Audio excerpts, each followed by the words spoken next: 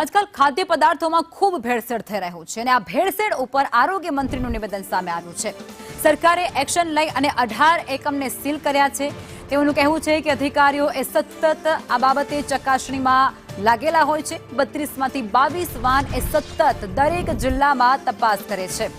સાથે તેઓ કહે છે કે હું રોજે રોજ આ અંગે તેમની પાસેથી રિપોર્ટ પણ મેળવતો રહું છું।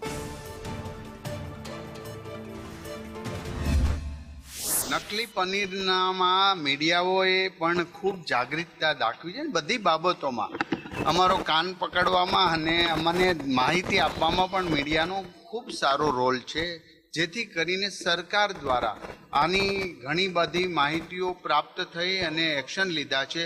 18 જેટલા એકમોને સીલ કરી દેવામાં આવ્યા છે અને સતત ને સતત અમારા આરોગ્યની ટીમ જે 32 વાનમાંથી અત્યારે 22 વાન ઓન રોડ પર છે, જેમાં નાની એવી લેબોરેટરી છે।